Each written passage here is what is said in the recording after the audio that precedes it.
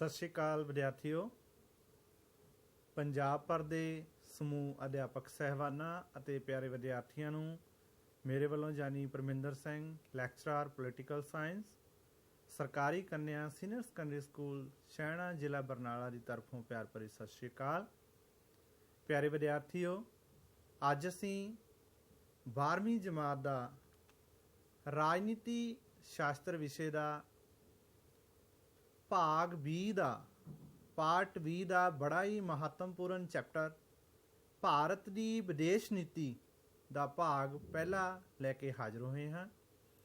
ਸੋ ਇਹ ਬੜਾ ਮਹੱਤਵਪੂਰਨ ਚੈਪਟਰ ਹੈ ਪਿਆਰੇ ਵਿਦਿਆਰਥੀਓ। ਇਸ ਚੈਪਟਰ ਦੇ ਦੌਰਾਨ ਅਸੀਂ ਭਾਰਤ ਦੀ ਵਿਦੇਸ਼ ਨੀਤੀ ਦਾ ਅਰਥ, ਭਾਰਤ ਦੀ ਵਿਦੇਸ਼ ਨੀਤੀ ਦੀ ਪਰਿਭਾਸ਼ਾ ਤੇ ਭਾਰਤ ਦੀ ਵਿਦੇਸ਼ ਨੀਤੀ ਦੇ ਨਿਰਧਾਰਕ ਤੱਤਾਂ ਬਾਰੇ ਵਿਚਾਰ ਵਟਾਂਦਰਾ ਕਰਾਂਗੇ। ਕਿਉਂਕਿ ਪਿਆਰੇ ਵਿਦਿਆਰਥੀਓ, ਕੋਈ ਵੀ ਅਗਰ ਸਮਾਜ ਦੇ ਵਿੱਚ ਅਸੀਂ ਦੇਖਦੇ ਹਾਂ ਕੋਈ ਘਟਨਾ ਵਾਪਰਦੀ ਆ ਜਾਂ ਕੋਈ ਸਿਧਾਂਤ ਸਾਡੇ ਸਾਹਮਣੇ ਆਉਂਦਾ ਤਾਂ ਉਸ ਦੇ ਪਿੱਛੇ ਕੁਛ ਨਾ ਕੁਛ ਕਾਰਨ ਹੁੰਦੇ ਆ। ਉਹ ਕਾਰਨ ਹੀ ਉਸ ਸਿਧਾਂਤ ਦੇ ਲਈ ਜ਼ਿੰਮੇਵਾਰ ਬਣਦੇ ਆ। ਇਸੇ ਤਰ੍ਹਾਂ ਹੀ ਭਾਰਤ ਦੀ ਜਿਹੜੀ ਵਿਦੇਸ਼ ਨੀਤੀ ਆ ਪਿਆਰੇ ਵਿਦਿਆਰਥੀਓ, ਕਿ ਭਾਰਤ ਦੀ ਵਿਦੇਸ਼ ਨੀਤੀ ਦੇ ਵਿੱਚ ਜਿਹੜੇ ਸਿਧਾਂਤ ਸ਼ਾਮਿਲ ਕੀਤੇ ਗਏ ਉਹ ਕਿਉਂ ਸ਼ਾਮਿਲ ਕੀਤੇ ਗਏ ਆ, ਕਿਹੜੇ ਤੱਤਾਂ ਦੇ ਕਰਕੇ ਉਸ ਜਿਹੜੇ ਸਿਧਾਂਤ ਸਾਡੀ ਵਿਦੇਸ਼ ਨੀਤੀ ਦੇ ਵਿੱਚ ਸ਼ਾਮਿਲ ਕੀਤੇ ਗਏ ਆ, ਉਹਨਾਂ ਬਾਰੇ ਵਿੱਚ ਅੱਜ ਅਸੀਂ ਖੁੱਲ੍ਹ ਕੇ ਵਿਚਾਰ ਵਟਾਂਦਰਾ ਕਰਾਂਗੇ। ਸੋ ਪਿਆਰੇ ਵਿਦਿਆਰਥੀਓ, ਜਿਸ ਤਰ੍ਹਾਂ ਸਾਨੂੰ ਪਤਾ ਹੈ ਕਿ ਜੋ ਅੱਜ ਦਾ ਸਮਾਂ ਹੈ ਉਹ ਅੰਤਰਰਾਸ਼ਟਰਵਾਦ ਦਾ ਯੁੱਗ ਹੈ। ਅਸੀਂ ਇਕੱਲੇ, ਕੋਈ ਵੀ ਦੇਸ਼ ਜਿਹੜਾ ਇਕੱਲਾ ਆਪਣਾ ਵਿਕਾਸ ਨਹੀਂ ਕਰ ਸਕਦਾ। ਇਸ ਦੇ ਲਈ ਉਸ ਦੇਸ਼ ਨੂੰ ਆਪਣੇ ਕਿਸੇ ਹੋਰ ਗੁਆਂਢੀ ਦੇਸ਼ਾਂ ਦੇ ਨਾਲ ਸੰਬੰਧ ਜਿਹੜੇ ਆ ਉਹ ਸਥਾਪਿਤ ਕਰਨੇ ਪੈਂਦੇ ਆ। ਸੋ ਪਿਆਰੇ ਵਿਦਿਆਰਥੀਓ, ਇਸੇ ਤਰ੍ਹਾਂ ਹੀ ਭਾਰਤ ਦੀ ਆਪਣੀ ਵਿਦੇਸ਼ ਨੀਤੀ ਹੈ। ਸੋ ਸਭ ਤੋਂ ਪਹਿਲਾਂ ਅਸੀਂ ਵਿਦੇਸ਼ ਨੀਤੀ ਦਾ ਜਿਹੜਾ ਅਰਥ ਆ ਉਹ ਜਾਣ ਲਈਏ ਕਿ ਭਾਰਤ ਦੀ ਵਿਦੇਸ਼ ਨੀਤੀ ਦੇ ਨਿਰਧਾਰਕ ਤੱਤ ਜਾਣਨ ਤੋਂ ਪਹਿਲਾਂ ਕਿ ਵਿਦੇਸ਼ ਨੀਤੀ ਕੀ ਹੁੰਦੀ ਹੈ। ਪਿਆਰੇ ਵਿਦਿਆਰਥੀਓ, ਵਿਦੇਸ਼ ਨੀਤੀ ਅਜਿਹੇ ਸਿਧਾਂਤਾਂ ਅਤੇ ਵਿਵਹਾਰਾਂ ਦਾ ਸਮੂਹ ਹੁੰਦਾ ਜਿਨ੍ਹਾਂ ਦੁਆਰਾ ਇੱਕ ਰਾਜ ਆਪਣੇ ਰਾਸ਼ਟਰੀ ਹਿੱਤਾਂ ਦੀ ਰਾਖੀ ਅਤੇ ਉਹਨਾਂ ਦੇ ਵਿਕਾਸ ਦੇ ਲਈ ਦੂਜੇ ਰਾਜਾਂ ਨਾਲ ਆਪਣੇ ਸੰਬੰਧਾਂ ਨੂੰ ਨਿਯਮਿਤ ਕਰਦਾ ਹੈ। ਸੋ ਵਿਦੇਸ਼ ਨੀਤੀ ਕੀ ਆ?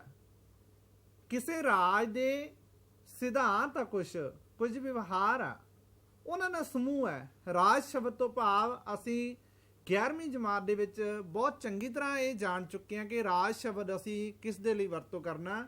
ਇਸ ਨੂੰ ਧਿਆਨ 'ਚ ਰੱਖਣਾ ਪਿਆਰੇ ਵਿਦਿਆਰਥੀਓ ਕਿ ਰਾਜ ਕਿਹੜੇ ਤੱਤਾਂ ਨੂੰ ਮਿਲ ਕੇ ਰਾਜ ਬਣਦਾ ਤੇ ਕਿਸ ਨੂੰ ਅਸੀਂ ਪੂਰਨ ਰਾਜ ਕਹਿੰਦੇ ਹਾਂ। ਸੋ ਵਿਦੇਸ਼ ਨੀਤੀ ਇੱਕ ਰਾਜ ਦੇ ਸਿਧਾਂਤਾਂ ਅਤੇ ਵਿਵਹਾਰਾਂ ਦਾ ਸਮੂਹ ਹੈ ਜੋ ਆਪਣੇ ਰਾਸ਼ਟਰੀ ਹਿੱਤਾਂ ਦੀ ਰਾਖੀ ਅਤੇ ਉਹਨਾਂ ਦੇ ਵਿਕਾਸ ਦੇ ਲਈ ਦੂਜੇ ਰਾਜਾਂ ਨਾਲ ਆਪਣੇ ਸੰਬੰਧਾਂ ਨੂੰ ਨਿਯਮਿਤ ਕਰਦਾ ਹੈ। ਸੋ ਇਹ ਪਿਆਰੇ ਵਿਦਿਆਰਥੀਓ ਵਿਦੇਸ਼ ਨੀਤੀ ਭਾਵ ਅਜਿਹੇ ਸਿਧਾਂਤ ਤੇ ਨਿਯਮ ਜਿਨ੍ਹਾਂ ਨੂੰ ਧਿਆਨ ਵਿੱਚ ਰੱਖ ਕੇ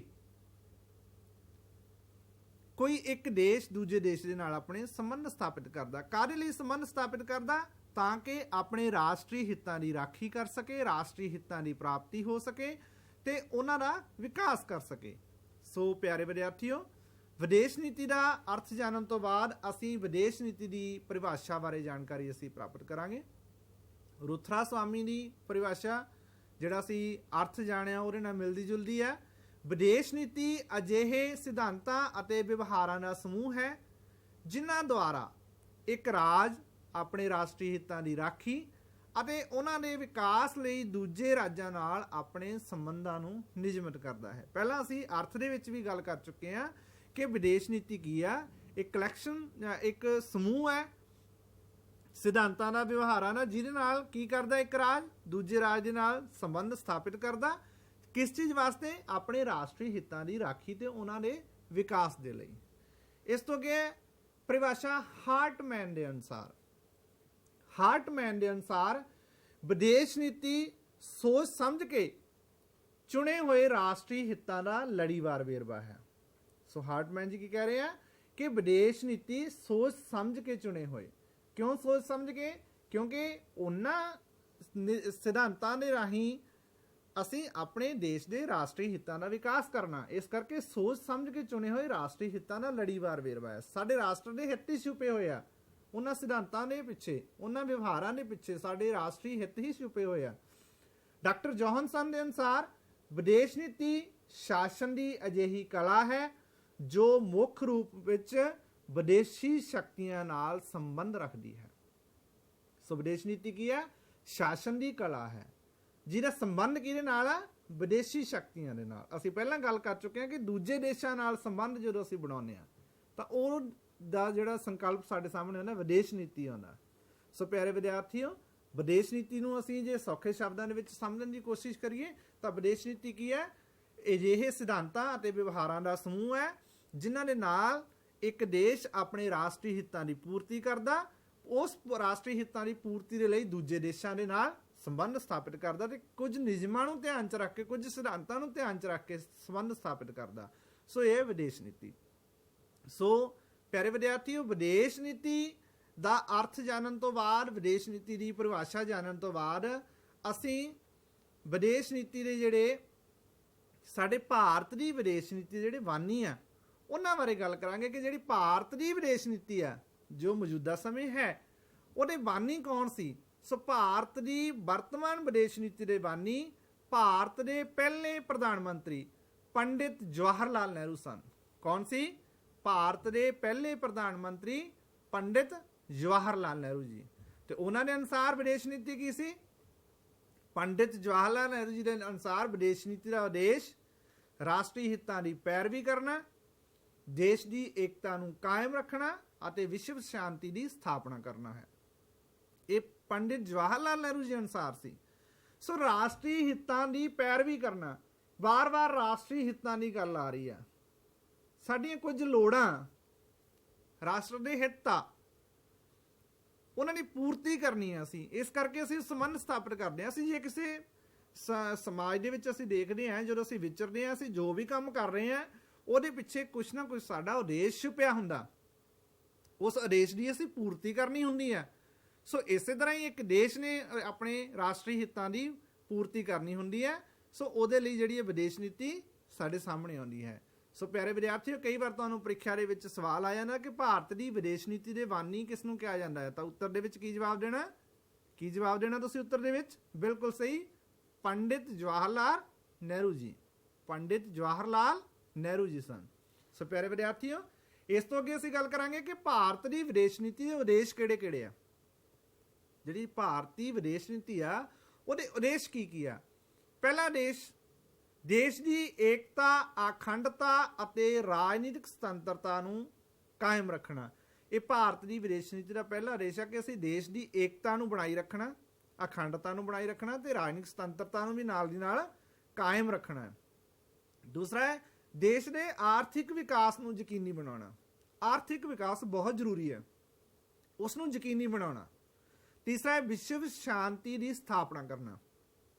ਇਹ ਵੀ ਭਾਰਤ ਦੀ ਵਿਦੇਸ਼ ਨੀਤੀ ਦਾ ਉਦੇਸ਼ ਹੈ, ਕਿਉਂਕਿ ਅਸੀਂ ਦੇਖਿਆ ਕਿ ਪਹਿਲੇ ਵਿਸ਼ਵ ਯੁੱਧ ਦੇ ਦੌਰਾਨ ਤੇ ਦੂਜੇ ਵਿਸ਼ਵ ਯੁੱਧ ਦੇ ਦੌਰਾਨ ਮਨੁੱਖਤਾ ਦਾ ਕਿੰਨਾ ਹੀ ਘਾਣ ਹੋਇਆ, ਮਨੁੱਖਤਾ ਦਾ ਨਾਸ਼ ਹੋਇਆ, ਕਿੰਨੀ ਬਰਬਾਦੀ ਹੋਈ ਆ।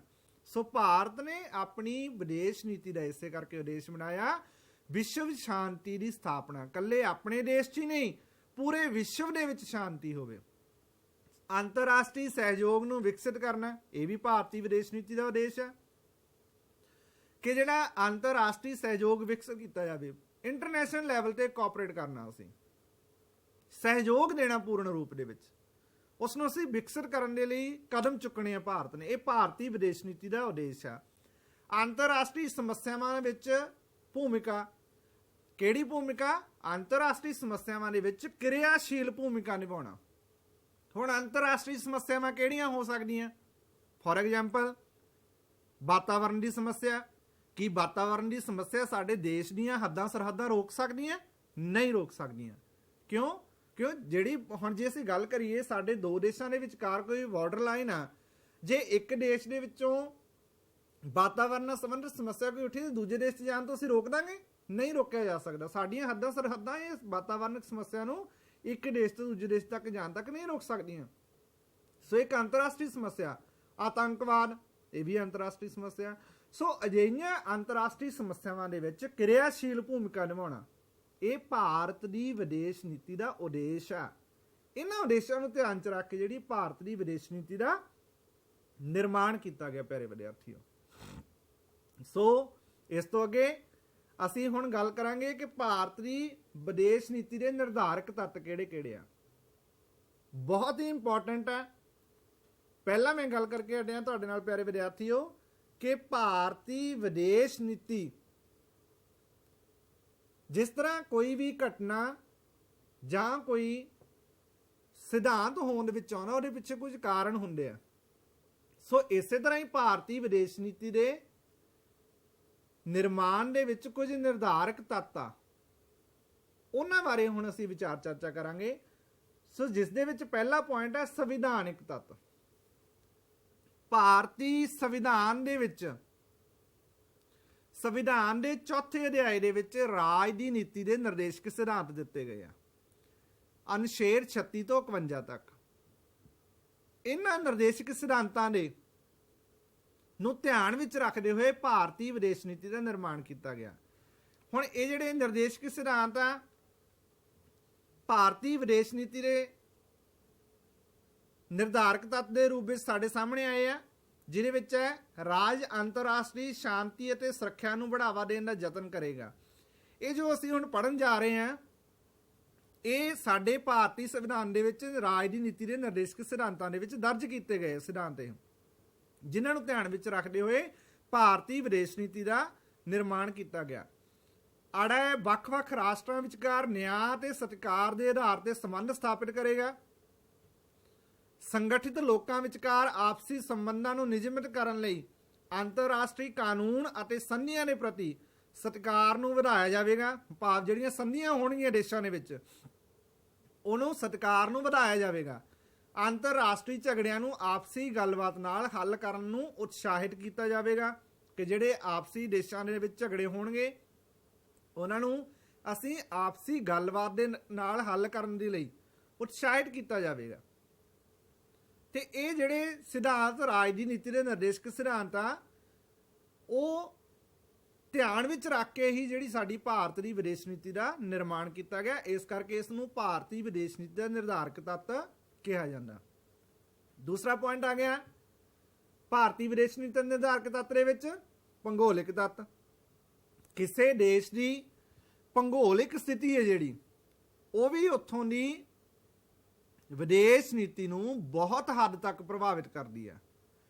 ਸੋ ਇਸੇ ਤਰ੍ਹਾਂ ਹੀ ਭਾਰਤ ਦੀ ਵਿਦੇਸ਼ ਨੀਤੀ ਨੇ ਭਾਰਤ ਦੇ ਭੂਗੋਲਿਕ ਤੱਤਾਂ ਨੇ ਭਾਰਤ ਦੀ ਵਿਦੇਸ਼ ਨੀਤੀ ਨੂੰ ਪ੍ਰਭਾਵਿਤ ਕੀਤਾ ਤੇ ਭਾਰਤ ਦੀ ਵਿਦੇਸ਼ ਨੀਤੀ ਦੇ ਵਿੱਚ ਇਸ ਦਾ ਪ੍ਰਭਾਵ ਸਪਸ਼ਟ ਰੂਪ ਵਿੱਚ ਦੇਖਣ ਨੂੰ ਆਉਂਦਾ। ਜੇ ਅਸੀਂ ਗੱਲ ਕਰੀਏ ਦੋ ਤਰ੍ਹਾਂ ਦੀਆਂ ਭੂਗੋਲਿਕ ਤੱਤ ਦੋ ਤਰੀਕੇ ਨਾਲ ਪ੍ਰਭਾਵਿਤ ਕਰਦੇ ਆ। ਸਾਡੇ ਦੇਸ਼ ਦੀਆਂ ਹੱਦਾਂ ਦੋ ਤਰ੍ਹਾਂ ਦੀਆਂ ਹੁੰਦੀਆਂ ਪਿਆਰੇ ਵਿਦਿਆਰਥੀਓ, ਜਿਹਦੇ ਵਿੱਚ ਅਸੀਂ ਪਹਿਲੀ ਕਰ ਰਹੇ ਹਾਂ ਬਨਾਵਟੀ ਹੱਦਾਂ। ਬਨਾਵਟੀ ਹੱਦਾਂ ਕਿਹੜੀਆਂ ਹੁੰਦੀਆਂ? ਜਿਹੜੀਆਂ ਮਨੁੱਖ ਦੁਆਰਾ ਬਣਾਈਆਂ ਗਈਆਂ। ਬਨਾਵਟੀ ਹੱਦਾਂ ਕਿਹੜੀਆਂ ਹੁੰਦੀਆਂ? ਜਿਹੜੀਆਂ ਮਨੁੱਖ ਦੁਆਰਾ ਬਣਾਈਆਂ ਗਈਆਂ। ਜਿਵੇਂ ਬਾਰਡਰ ਲਾਈਨ, ਅਸੀਂ ਫੈਂਸਿੰਗ ਕਰ ਦਈਏ, ਕੰਧ ਕੱਢ ਦਿੱਤੀ ਜਾਵੇ, ਕੰਡਿਆਲੀ ਤਾਰ ਲੱਗੀ ਹੈ ਬਾਰਡਰ ਦੇ ਵਿੱਚ। ਸੋ ਇਹ ਕਿਹੜੀਆਂ ਹੱਦਾਂ? ਬਨਾਵਟੀ ਹੱਦਾਂ। ਕਿਹੜੀਆਂ ਹੱਦਾਂ? ਬਨਾਵਟੀ ਹੱਦਾਂ। ਸੋ ਇਸ ਦਾ ਵੀ ਪ੍ਰਭਾਵ ਪੈਂਦਾ। ਦੂਜੇ ਪਾਸੇ ਆ ਗਿਆ ਕੁਦਰਤੀ ਹੱਦਾਂ। ਦੂਜੇ ਪਾਸੇ ਕੁਦਰਤੀ ਹੱਦਾਂ। ਕੁਦਰਤੀ ਹੱਦਾਂ ਦੇ ਵਿੱਚ ਕਿਹੜੀ ਕਿਹੜੀ ਆ ਜੂ? ਉੱਤਰ ਦੇ ਵਿੱਚ ਹਿਮਾਲਿਆ ਪਰਬਤ, ਤੇ ਜੇ ਅਸੀਂ ਦੱਖਣ ਦੀ ਗੱਲ ਕਰੀਏ ਤਾਂ ਦੱਖਣ ਦੇ ਵਿੱਚ ਸਾਡਾ ਜਿਹੜਾ ਤਿੰਨ ਪਾਸੇ ਤੋਂ ਅਸੀਂ ਦੇਖਦੇ ਹਾਂ ਸਮੁੰਦਰ ਦੇ ਨਾਲ, ਪਾਣੀ ਦੇ ਨਾਲ ਜਿਹੜਾ ਸਾਡਾ ਦੇਸ਼ ਦੀਆਂ ਹੱਦਾਂ ਘਿਰੀਆਂ ਹੋਈਆਂ। ਇਹ ਕਿਹੜੀਆਂ ਹੱਦਾਂ? ਕੁਦਰਤੀ ਹੱਦਾਂ। ਧਿਆਨ ਨਾਲ ਦੇਖੋ ਸਕਰੀਨ ਤੇ, ਪਾਣੀ ਦੇ ਨਾਲ ਇਹ ਜੋ ਨੀਲੀ ਪੋਰਸ਼ਨ ਤੁਹਾਨੂੰ ਦਿਖਾਈ ਦੇ ਰਿਹਾ ਕੀ ਹੈ? ਪਾਣੀ ਹੈ। ਸੋ ਇਸ ਤੋਂ ਜੇ ਅਸੀਂ ਪਹਿਲਾਂ ਗੱਲ ਕਰੀਏ ਕੁਦਰਤੀ ਹੱਦਾਂ ਦੇ ਵਿੱਚ ਪਰਬਤ ਆ ਗਏ, ਹਿਮਾਲਿਆ ਪਰਬਤ, ਤੇ ਇਹ ਬਨਾਵਟੀ ਹੱਦਾਂ ਦੀ ਗੱਲ ਕੀਤੀ ਸੀ। ਸੋ ਇਹ ਜਿਹੜੀ ਭੂਗੋਲਿਕ ਸਥਿਤੀ ਹੈ ਕਿਸੇ ਦੇਸ਼ ਦੀ ਉਹ ਵੀ ਵਿਦੇਸ਼ ਨੀਤੀ ਨੂੰ ਪ੍ਰਭਾਵਿਤ ਕਰਦੀ ਹੈ। ਸਾਡੇ ਗੁਆਂਢੀ ਦੇਸ਼ਾਂ ਨਾਲ ਸਾਡੇ ਕਿਹੋ ਜਿਹੇ ਸੰਬੰਧ ਆ ਤੇ ਸਾਡੇ ਦੋਨਾਂ ਦੇਸ਼ਾਂ ਦੇ ਵਿਚਕਾਰ ਕਿਹੋ ਜਿਹੀ ਹੱਦ ਆ, ਉਸ ਨੂੰ ਧਿਆਨ 'ਚ ਰੱਖ ਕੇ ਅਸੀਂ ਉਸ ਨਾਲ ਸੰਬੰਧ ਸਥਾਪਿਤ ਕਰਦੇ ਹਾਂ। ਸੋ ਭਾਰਤੀ ਵਿਦੇਸ਼ ਨੀਤੀ ਨੂੰ ਵੀ ਇਸ ਤੱਤ ਨੇ ਬਹੁਤ ਹੱਦ ਤੱਕ ਪ੍ਰਭਾਵਿਤ ਕੀਤਾ ਹੈ। ਤੀਸਰਾ ਪੁਆਇੰਟ ਆ ਗਿਆ ਆਰਥਿਕ ਤੱਤ। ਆਰਥਿਕ ਤੱਤ ਹਰ ਇੱਕ ਖੇਤਰ ਨੂੰ, ਹਰ ਇੱਕ ਨੀਤੀ ਨੂੰ ਪ੍ਰਭਾਵਿਤ ਕਰਦਾ ਪਿਆਰੇ ਵਿਦਿਆਰਥੀਓ। ਇਸੇ ਤਰ੍ਹਾਂ ਹੀ ਭਾਰਤੀ ਵਿਦੇਸ਼ ਨੀਤੀ ਨੂੰ ਵੀ ਆਰਥਿਕ ਤੱਤ ਨੇ ਬਹੁਤ ਹੱਦ ਤੱਕ ਪ੍ਰਭਾਵਿਤ ਕੀਤਾ, ਕਿਉਂਕਿ ਭਾਰਤ 1947 ਤੋਂ ਪਹਿਲਾਂ ਗੁਲਾਮ ਰਿਹਾ ਤੇ ਗੁਲਾਮੀ ਦਾ ਮੁੱਖ ਕਾਰਨ ਕੀ ਸੀ? ਭਾਰਤ ਦੀ ਆਰਥਿਕ ਸਥਿਤੀ, ਜਿਸ ਨੇ ਹਮਲਾਵਰਾਂ ਨੂੰ, ਸ਼ਾਸਕਾਂ ਨੂੰ ਇੱਧਰ ਆਉਣ ਦੇ ਲਈ ਮਜਬੂਰ ਕੀਤਾ। ਉਹ ਖਿੱਚ ਦਾ ਕੇਂਦਰ ਬਣੀ ਭਾਰਤ ਦੀ ਆਰਥਿਕ ਸਥਿਤੀ, ਕਿਉਂਕਿ ਭਾਰਤ ਅਮੀਰ ਹੀ ਇੰਨਾ ਸੀ। ਪਰ ਬਾਅਦ ਦੇ ਵਿੱਚ ਕੀ ਹੋਇਆ? ਗੁਲਾਮ ਹੋਣ ਲੱਗ ਗਿਆ ਭਾਰਤ। ਆਰਥਿਕ ਤੌਰ ਤੇ ਬੜਾ ਸੰਤਾਪ ਚੱਲਿਆ ਭਾਰਤ ਨੇ। ਸੋ ਪਿਆਰੇ ਵਿਦਿਆਰਥੀਓ, ਕਿਸੇ ਦੇਸ਼ ਦੀ ਆਰਥਿਕ ਸਥਿਤੀ ਉੱਥੋਂ ਦੀ ਵਿਦੇਸ਼ ਨੀਤੀ ਨੂੰ ਬਹੁਤ ਪ੍ਰਭਾਵਿਤ ਕਰਦੀ ਹੈ। ਸੋ ਭਾਰਤ ਦੀ ਵਿਦੇਸ਼ ਨੀਤੀ ਨੂੰ ਵੀ ਆਰਥਿਕ ਤੱਤ ਨੇ ਬਹੁਤ ਪ੍ਰਭਾਵਿਤ ਕੀਤਾ। ਭਾਰਤ ਦੇ ਵਿੱਚ ਵੀ ਆਰਥਿਕ ਤੱਤ ਦੇ ਅੰਦਰ ਜੇ ਆਪਾਂ ਉਦਾਹਰਨ ਦੀ ਗੱਲ ਕਰੀਏ ਕਿ ਜਿਸ ਤਰ੍ਹਾਂ ਸਾਰਾ ਦੇਸ਼, ਸਾਰਾ ਵਿਸ਼ਵ, ਸੰਸਾਰ ਦੇ ਸਾਰੇ ਦੇਸ਼, ਪੂਰਾ ਵਿਸ਼ਵ ਐਲਪੀਜੀ ਤੋਂ ਪ੍ਰਭਾਵਿਤ ਹੋਇਆ ਸੀ। LPG means, L means liberalization, ਉਦਾਰੀਕਰਨ, ਪੀ ਮੀਨਸ ਪ੍ਰਾਈਵੇਟਾਈਜੇਸ਼ਨ ਤੇ ਜੀ ਮੀਨਸ ਗਲੋਬਲਾਈਜੇਸ਼ਨ। ਉਦਾਰੀਕਰਨ ਦਾ ਕੀ ਅਰਥ ਹੈ?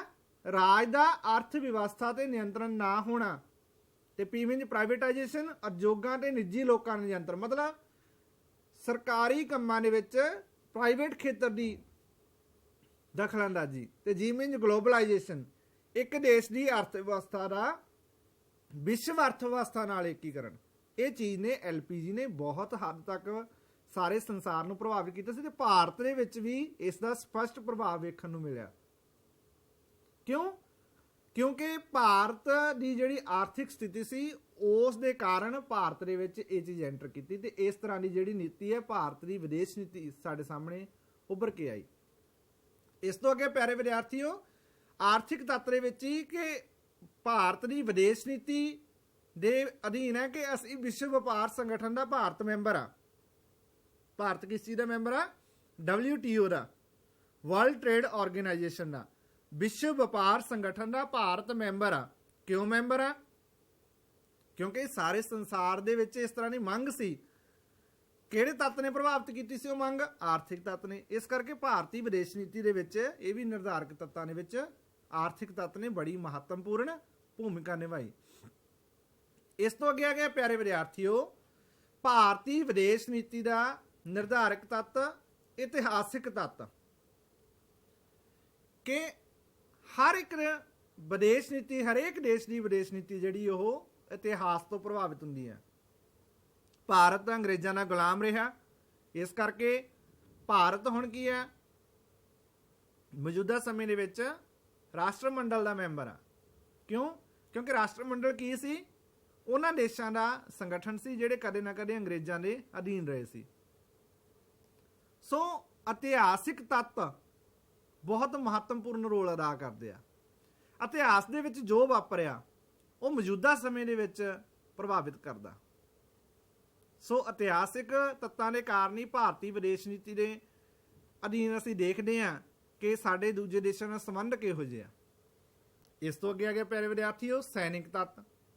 ਸੋ ਭਾਰਤ ਨਵਾਂ ਆਜ਼ਾਦ ਹੋਇਆ ਸੀ 1947 'ਚ। ਸੋ ਉਸ ਤੋਂ ਬਾਅਦ ਆਪਣੀ ਵਿਦੇਸ਼ ਨੀਤੀ ਦਾ ਨਿਰਮਾਣ ਕੀਤਾ। ਸਾਨੂੰ ਸੈਨਿਕ ਸ਼ਕਤੀ ਦੀ ਜ਼ਰੂਰਤ ਸੀ। ਸੋ ਅਸੀਂ ਉਹਦੇ ਲਈ ਅਮਰੀਕਾ ਵੱਲ ਵੀ ਆਪਣੀ ਨਿਗਾਹ ਰੱਖੀ ਤੇ ਸੋਵੀਅਤ ਸੰਘ ਤੋਂ ਵੀ ਅਸੀਂ ਜਿਹੜੀ ਆ ਮਦਦ ਲਈ ਇਸ ਦੇ ਵਿੱਚ। ਇਹ ਵੀ ਭਾਰਤੀ ਵਿਦੇਸ਼ ਨੀਤੀ ਦਾ ਨਿਰਧਾਰਕ ਤੱਤ ਬਣਿਆ, ਕਿਉਂਕਿ ਸੈਨਿਕ ਤੱਤ ਬੜਾ ਮਹੱਤਵਪੂਰਨ ਹੈ ਕਿਸੇ ਦੇਸ਼ ਦੇ ਲਈ। ਸੋ ਪਿਆਰੇ ਵਿਦਿਆਰਥੀ, ਇਸ ਤੋਂ ਅੱਗੇ ਹੈ ਵਿਅਕਤੀਗਤ ਤੱਤ, ਕਿ ਕਿਸੇ ਦੇਸ਼ ਦੀ ਵਿਦੇਸ਼ ਨੀਤੀ ਹੈ ਜਿਹੜੀ ਉਹ ਕਿਸੇ ਵਿਅਕਤੀ ਦੇ ਵਿਅਕਤੀਤਵ ਤੋਂ ਬੜੀ ਪ੍ਰਭਾਵਿਤ ਹੁੰਦੀ ਹੈ। ਸੋ ਭਾਰਤ ਦੀ ਵਿਦੇਸ਼ ਨੀਤੀ ਭਾਰਤ ਦੇ ਪਹਿਲੇ ਪ੍ਰਧਾਨ ਮੰਤਰੀ ਪੰਡਿਤ ਜਵਾਹਰ ਲਾਲ ਨਹਿਰੂ ਜੀ ਦੇ ਵਿਅਕਤੀਤਵ ਤੋਂ ਬਹੁਤ ਪ੍ਰਭਾਵਿਤ ਸੀ। ਅਸੀਂ ਪਹਿਲਾਂ ਵੀ ਗੱਲ ਕੀਤੀ ਹੈ ਕਿ ਭਾਰਤ ਦੀ ਵਰਤਮਾਨ ਵਿਦੇਸ਼ ਨੀਤੀ ਦੇ ਜਿਹੜੇ ਬਾਨੀ ਉਹ ਕੌਣ ਹੈ? ਪੰਡਿਤ ਜਵਾਹਰ ਲਾਲ ਨਹਿਰੂ ਜੀ। ਇਹਨਾਂ ਦੀ ਬੜੀ ਦੇਣ ਹੈ ਗੁੱਟ ਨਿਰਲੇਪਤਾ ਦਾ ਸਿਧਾਂਤ, ਜੋ ਅਸੀਂ ਸਾਡੇ ਲੈਕਚਰ ਦੇ ਭਾਗ ਦੂਜੇ ਦੇ ਵਿੱਚ ਕਰਾਂਗੇ। ਉੱਥੋਂ ਤੁਹਾਨੂੰ ਸਪਸ਼ਟ ਪਤਾ ਲੱਗ ਜੂ ਕਿ ਇਹਨਾਂ ਦੀ ਕੀ ਦੇਣ ਆ। ਸੋ ਹਰੇਕ ਦੇਸ਼ ਦੀ ਜਿਹੜੀ ਵਿਦੇਸ਼ ਨੀਤੀ ਆ ਉਹ ਕਿਸੇ ਨਾ ਕਿਸੇ ਵਿਅਕਤੀਤਵ ਤੋਂ ਜ਼ਰੂਰ ਪ੍ਰਭਾਵਿਤ ਹੁੰਦੀ ਆ। ਸੋ ਪਿਆਰੇ ਵਿਦਿਆਰਥੀਓ, ਇਸ ਤੋਂ ਅੱਗੇ ਆ ਗਿਆ ਭਾਰਤੀ ਵਿਦੇਸ਼ ਨੀਤੀ ਦਾ ਨਿਰਧਾਰਕ ਤੱਤ ਅੰਤਰਰਾਸ਼ਟਰੀ ਸਥਿਤੀ ਦਾ ਪ੍ਰਭਾਵ। ਸੋ ਅੰਤਰਰਾਸ਼ਟਰੀ ਵਿਸ਼ਵ ਦੇ ਵਿੱਚ ਕੀ ਸਥਿਤੀ ਚੱਲ ਰਹੀ ਆ ਉਹ ਵੀ ਵਿਦੇਸ਼ ਨੀਤੀ ਨੂੰ ਪ੍ਰਭਾਵਿਤ ਕਰਦੀ ਆ। ਤੇ ਅਸੀਂ ਆਪਣੀ ਕੋਈ ਦੇਸ਼ ਕਿਹੋ ਜਿਹੀ ਸਥਿਤੀ ਪੋਜੀਸ਼ਨ ਬਣਾਉਣਾ ਚਾਹੁੰਦਾ ਉਹ ਵੀ ਵਿਦੇਸ਼ ਨੀਤੀ ਨੂੰ ਪ੍ਰਭਾਵਿਤ ਕਰਦੀ ਹੈ। ਇਸੇ ਤਰ੍ਹਾਂ ਹੀ ਭਾਰਤ ਦੀ ਵਿਦੇਸ਼ ਨੀਤੀ ਨੂੰ ਵੀ ਅੰਤਰਰਾਸ਼ਟਰੀ ਸਥਿਤੀ ਨੇ ਪ੍ਰਭਾਵਿਤ ਕੀਤਾ ਹੈ। ਇਸ ਤੋਂ ਅੱਗੇ ਪਿਆਰੇ ਵਿਦਿਆਰਥੀਓ, ਸ਼ੀਤ ਯੁੱਧ ਦਾ ਖਾਤਮਾ ਅਤੇ ਇੱਕ ਧਰੁਵੀ ਵਿਸ਼ਵ ਵਿਵਸਥਾ ਦੀ ਸਥਾਪਨਾ। ਸ਼ੀਤ ਯੁੱਧ ਦੇ ਖਾਤਮੇ ਤੋਂ ਬਾਅਦ ਪਿਆਰੇ ਵਿਦਿਆਰਥੀਓ ਦੋ ਗੁੱਟ ਸਾਡੇ ਸਾਹਮਣੇ ਆਏ। ਇੱਕ ਸੀ ਅਮਰੀਕੀ ਤੇ ਇੱਕ ਦੀ ਅਗਵਾਈ ਕੌਣ ਕਰ ਰਿਹਾ ਸੀ? ਦੂਜੇ ਦੀ ਸੋਵੀਅਤ ਸੰਘ। ਸੋ ਬਾਅਦ ਦੇ ਵਿੱਚ ਸੋਵੀਅਤ ਸੰਘ ਦਾ ਵਿਘਟਨ ਹੋ ਗਿਆ 1991 ਦੇ ਵਿੱਚ। 1991 ਦੇ ਵਿੱਚ ਸੋਵੀਅਤ ਸੰਘ ਦਾ ਵਿਘਟਨ ਹੋਣ ਤੋਂ ਬਾਅਦ ਰੂਸ ਦੀ ਜਿਹੜੀ ਸਥਿਤੀ ਆ ਉਹ ਕਮਜ਼ੋਰ ਹੋਣ ਲੱਗ ਗਈ। ਸੋ ਅਮਰੀਕਾ ਦੀ ਸਰਦਾਰੀ ਜਿਹੜੀ ਹੈ ਵਿਸ਼ਵ ਦੇ ਵਿੱਚ ਕਾਇਮ ਹੋਣੀ ਸ਼ੁਰੂ ਹੋ ਗਈ।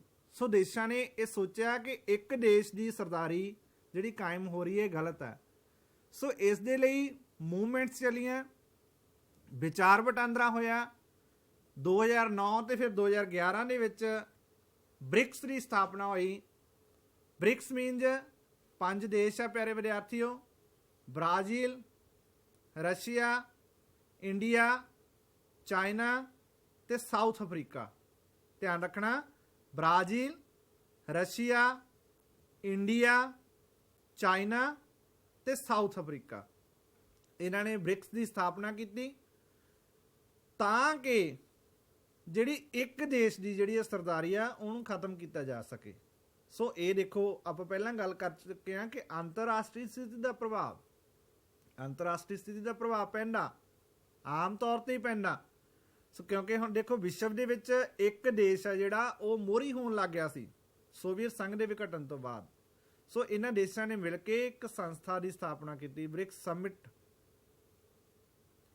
ਸੋ ਪਿਆਰੇ ਵਿਦਿਆਰਥੀਓ, ਸੌਖੇ ਸ਼ਬਦਾਂ ਦੇ ਵਿੱਚ ਮੈਂ ਤੁਹਾਨੂੰ ਦੱਸਣਾ ਚਾਹਾਂ ਕਿ ਜੇਕਰ ਕਿਸੇ ਦੇਸ਼ ਦੇ ਵਿੱਚ ਜਾਂ ਕਿਸੇ ਦੇਸ਼ ਦੀ ਵਿਦੇਸ਼ ਨੀਤੀ ਹੈ ਜਿਹੜੀ, ਉਹਦੇ ਅਧੀਨ ਅਸੀਂ ਗੱਲ ਕਰੀਏ ਕਿ ਵਿਦੇਸ਼ ਨੀਤੀ ਅਜਿਹੀ ਕਿਉਂ ਆ, ਉਹਦੇ ਲਈ ਮੌਜੂਦਾ ਸਮੇਂ ਦੀਆਂ ਤੇ ਪਾਸਟ ਦੀਆਂ ਕੁਝ ਘਟਨਾਵਾਂ ਕਾਰਨ ਹੁੰਦੀਆਂ, ਕੁਝ ਤੱਤ ਨਿਰਧਾਰਕ ਤੱਤ ਹੁੰਦੇ ਆ। ਸੋ ਇਸੇ ਤਰ੍ਹਾਂ ਹੀ ਭਾਰਤ ਦੀ ਵਿਦੇਸ਼ ਨੀਤੀ ਦੇ ਵੀ ਇਹ ਨਿਰਧਾਰਕ ਤੱਤ ਸੀ, ਜਿਨ੍ਹਾਂ ਦੇ ਵਿੱਚ ਅਸੀਂ ਗੱਲਬਾਤ ਪਹਿਲਾਂ ਕਰ ਚੁੱਕੇ ਹਾਂ ਕਿ ਜਿਹੜੇ ਭਾਰਤ ਦੀ ਵਿਦੇਸ਼ ਨੀਤੀ ਦੇ ਨਿਰਧਾਰਕ ਤੱਤ ਆ, ਕਿਹੜੇ ਕਿਹੜੇ ਤੱਤ ਸੀ। ਅਸੀਂ ਦੁਹਰਾਈ ਕਰ ਲਈਏ ਥੋੜੀ ਜੀ। ਭੂਗੋਲਿਕ ਤੱਤ, ਹੋਰ ਕਿਹੜੇ ਕਿਹੜੇ ਸੀ? ਸੰਵਿਧਾਨਿਕ ਤੱਤ। ਸੰਵਿਧਾਨਿਕ ਤੱਤ ਦੇ ਵਿੱਚ ਕੀ ਸੀ ਕਿ ਸੰਵਿਧਾਨ ਦੇ ਚੌਥੇ ਅਧਿਆਏ ਦੇ ਵਿੱਚ, ਸੰਵਿਧਾਨ ਦੇ ਚੌਥੇ ਅਧਿਆਏ ਦੇ ਵਿੱਚ ਰਾਜ ਦੀ ਨੀਤੀ ਦੇ ਨਿਰਦੇਸ਼ਕ ਸਿਧਾਂਤ ਜਿਹੜੇ ਦਿੱਤੇ, ਰਾਜਾਂ ਨੂੰ ਚਲਾਉਣ ਦੇ ਲਈ, ਨੀਤੀਆਂ ਨਿਰਮਾਣ ਕਰਨ ਦੇ ਲਈ ਕੁਝ ਦਿਸ਼ਾ ਨਿਰਦੇਸ਼ ਦਿੱਤੇ ਗਏ ਆ, ਉਹਨਾਂ ਨੂੰ ਧਿਆਨ ਦੇ ਵਿੱਚ ਰੱਖ ਕੇ ਭਾਰਤੀ ਵਿਦੇਸ਼ ਨੀਤੀ ਦਾ ਨਿਰਮਾਣ ਹੋਇਆ। ਦੂਸਰਾ ਆ ਗਿਆ ਸੀ ਭੂਗੋਲਿਕ ਤੱਤ। ਭੂਗੋਲਿਕ ਤੱਤ ਦੇ ਵਿੱਚ ਕੀ ਸੀਗਾ ਕਿ ਭੂਗੋਲਿਕ ਸਥਿਤੀ ਨੂੰ ਧਿਆਨ 'ਚ ਰੱਖਿਆ ਗਿਆ, ਕਿਉਂਕਿ ਭਾਰਤ ਦੀ ਭੂਗੋਲਿਕ ਸਥਿਤੀ ਪਹਿਲਾਂ ਆਪਾਂ ਗੱਲ ਕਰਕੇ ਹਟੇ ਕਿ ਦੋ ਤਰ੍ਹਾਂ ਦੀਆਂ ਹੱਦਾਂ ਹੁੰਦੀਆਂ, ਬਨਾਵਟੀ ਹੱਦਾਂ ਤੇ ਕੁਦਰਤੀ ਹੱਦਾਂ। ਸੋ ਉਹਨਾਂ ਨੂੰ ਧਿਆਨ ਦੇ ਵਿੱਚ ਰੱਖਿਆ ਗਿਆ। ਇਸ ਤੋਂ ਅੱਗੇ ਪਿਆਰੇ ਵਿਦਿਆਰਥੀਓ ਕਿ ਜਿਹੜਾ ਸਾਡੇ ਕੋਲ ਨਿਰਧਾਰਕ ਤੱਤ ਆਇਆ ਸੈਨਿਕ ਤੱਤ। ਸੋ ਸੈਨਿਕ ਤੱਤ ਵੀ, ਕਿਉਂਕਿ ਸੈਨਿਕ ਸ਼ਕਤੀ ਜ਼ਰੂਰੀ ਸੀ, ਭਾਰਤ ਨੇ ਵੀ ਆਪਣੀ ਇਸ ਚੀਜ਼ ਨੂੰ ਧਿਆਨ 'ਚ ਰੱਖਿਆ। ਸੈਨਿਕ ਸ਼ਕਤੀ ਜਿਹੜੀ ਆ ਉਹ ਬਹੁਤ ਹੀ ਮਹੱਤਵਪੂਰਨ ਨਿਰਧਾਰਕ ਤੱਤ ਆ, ਕਿਉਂਕਿ ਦੇਸ਼ ਨੇ ਆਪਣੀ ਰਖਵਾਲੀ ਵੀ ਕਰਨੀ ਆ ਬਾਹਰੀ ਹਮਲਿਆਂ ਤੋਂ। ਸੋ ਸੈਨਿਕ ਸ਼ਕਤੀ ਹੋਣੀ ਜ਼ਰੂਰੀ ਆ। ਸੋ ਇਸ ਦੇ ਲਈ ਭਾਰਤੀ ਵਿਦੇਸ਼ ਨੀਤੀ ਸਮੇਂ-ਸਮੇਂ ਤੇ ਬਦਲਦੀ ਰਹੀ ਹੈ। ਪਹਿਲਾਂ ਅਸੀਂ ਅਮਰੀਕਾ ਤੋਂ ਮਦਦ ਲੈਂਦੇ ਸੀ, ਫਿਰ ਅਸੀਂ ਸੋਵੀਅਤ ਸੰਘ ਤੋਂ ਵੀ ਜਿਹੜੀ ਹੈ ਸੈਨਿਕ ਸ਼ਕਤੀ ਦੀ ਮਦਦ ਲਈ ਇਸ ਸੰਧੀਆਂ ਕੀਤੀਆਂ ਸੀ। ਮਦਦ ਤੋਂ ਭਾਵ ਸੰਧੀਆਂ ਕੀਤੀਆਂ, ਸਾਂਝ ਪ੍ਰਗਟਾਈ। ਸੋ ਪਿਆਰੇ ਵਿਦਿਆਰਥੀਓ, ਇਸ ਤਰ੍ਹਾਂ ਹੀ ਇਹਦੇ ਨਾਲ ਆਰਥਿਕ ਤੱਤ ਬੜਾ ਮਹੱਤਵਪੂਰਨ ਸਾਡੇ ਸਾਹਮਣੇ ਆਇਆ ਕਿ ਆਰਥਿਕ ਸਥਿਤੀ ਨੂੰ ਕਾਇਮ ਰੱਖਣ ਦੇ ਲਈ ਹਰ ਇੱਕ ਦੇਸ਼ ਨੂੰ ਆਪਣੀ ਵਿਦੇਸ਼ ਨੀਤੀ ਸਮੇਂ-ਸਮੇਂ ਤੇ ਧਿਆਨ 'ਚ ਲਿਆਉਣੀ ਪੈਂਦੀ ਹੈ, ਧਿਆਨ 'ਚ ਰੱਖਣੀ ਪੈਂਦੀ ਹੈ। 1991 ਦੀ ਅਸੀਂ ਜੇ ਗੱਲ ਕਰੀਏ, LPG ਦਾ ਕਨਸੈਪਟ ਜਿਹੜਾ ਸਾਡੇ ਸਾਹਮਣੇ ਆਇਆ ਸੀ, LPG ਅਸੀਂ ਗੱਲ ਕਰਕੇ ਹਟੇ ਹਾਂ। ਇਹ ਜਿਹੜਾ LPG ਦਾ ਕਨਸੈਪਟ ਆ ਨਵ ਉਦਾਰਵਾਦ ਨਾਲ ਰਿਲੇਟਡ ਆ, ਸੋ ਸਾਡੇ ਸਿਲੇਬਸ ਦੇ ਵਿੱਚ ਆ, ਸਾਡੇ ਸਿਲੇਬਸ ਦਾ ਪਾਰਟ ਆ ਉਹ। ਸੋ ਪਿਆਰੇ ਵਿਦਿਆਰਥੀਓ, ਇਹ ਸਾਰੇ ਜਿਹੜੇ ਤੱਤ ਆ, ਰਾਸ਼ਟਰੀ ਹਿੱਤ ਬਹੁਤ ਮਹੱਤਵਪੂਰਨ ਤੱਤ ਆ। ਇਹ ਹਰ ਇੱਕ ਦੇਸ਼ ਦੇ ਰਾਸ਼ਟਰੀ ਹਿੱਤ ਆ, ਉਹਨਾਂ ਰਾਸ਼ਟਰੀ ਹਿੱਤਾਂ ਦੀ ਪੂਰਤੀ ਕਰਨਾ ਤੇ ਕਿਵੇਂ ਕਰਨੀ ਹੈ ਪੂਰਤੀ ਕਰਨ ਤੋਂ ਬਾਅਦ ਨਾਲ ਡਿਵੈਲਪਮੈਂਟ ਵੀ ਰੱਖਣੀ, ਵਿਕਾਸ ਕਰਨਾ, ਰਾਸ਼ਟਰੀ ਹਿੱਤਾਂ ਦਾ ਵਿਕਾਸ। ਉਹਦੇ ਲਈ ਇੱਕ ਦੇਸ਼ ਨੂੰ ਆਪਣੀ ਵਿਦੇਸ਼ ਨੀਤੀ ਬਣਾਉਣੀ ਪੈਂਦੀ ਹੈ, ਕਿਉਂਕਿ ਸਾਰੀਆਂ ਲੋੜਾਂ ਸਾਡੀਆਂ ਆਪਦੇ ਤੋਂ ਹੀ ਪੂਰੀਆਂ ਨਹੀਂ ਹੁੰਦੀਆਂ, ਸਾਨੂੰ ਦੂਜੇ ਵੱਲ ਵੀ ਧਿਆਨ ਦੇਣਾ ਪੈਂਦਾ। ਸੋ ਪਿਆਰੇ ਵਿਦਿਆਰਥੀਓ, ਅੱਜ ਅਸੀਂ ਜੋ ਭਾਰਤ ਦੀ ਵਿਦੇਸ਼ ਨੀਤੀ ਚੈਪਟਰ ਕੀਤਾ, ਇਹ ਬੜਾ ਹੀ ਮਹੱਤਵਪੂਰਨ ਚੈਪਟਰ ਆ। ਇਹਦੇ ਵਿੱਚੋਂ ਤੁਹਾਨੂੰ 2 ਸਵਾਲ ਆ ਸਕਦੇ ਆ। ਭਾਰਤੀ ਵਿਦੇਸ਼ ਨੀਤੀ ਦਾ ਸ਼ਬਦੀ ਅਰਥ ਦੱਸੋ ਤੇ ਭਾਰਤੀ ਵਿਦੇਸ਼ ਨੀਤੀ ਦੇ ਨਿਰਧਾਰਕ ਤੱਤ ਦੱਸੋ। ਸੋ ਮੈਨੂੰ ਆਸ ਹੈ ਕਿ ਤੁਹਾਨੂੰ ਇਹ ਚੈਪਟਰ ਬੜੀ ਚੰਗੀ ਤਰ੍ਹਾਂ ਪਸੰਦ ਆਇਆ ਹੋਵੇਗਾ, ਤੁਸੀਂ ਇਸ ਨੂੰ ਸਮਝ ਲਿਆ ਹੋਵੇਗਾ। ਭਾਰਤੀ ਵਿਦੇਸ਼ ਨੀਤੀ, ਇੰਡੀਆਜ਼ ਫੋਰਨ ਪਾਲਿਸੀ ਪੇਪਰ ਦੇ ਪੱਖ ਤੋਂ ਬੜਾ ਹੀ ਮਹੱਤਵਪੂਰਨ ਚੈਪਟਰ ਆ, ਇਸ ਨੂੰ ਬੜੇ ਧਿਆਨ ਨਾਲ ਕਰਨਾ। ਸੋ ਇਸੇ ਆਸ ਦੇ ਨਾਲ ਬਹੁਤ ਜਲਦ ਭਾਰਤੀ ਵਿਦੇਸ਼ ਨੀਤੀ ਦਾ ਲੈਕਚਰ ਦਾ ਭਾਗ ਦੂਜਾ ਲੈ ਕੇ ਹਾਜ਼ਰ ਹੋਵਾਂਗੇ। ਤਦ ਤੱਕ ਲਈ ਪਿਆਰ ਭਰੀ ਸਤਿ ਸ਼੍ਰੀ ਅਕਾਲ।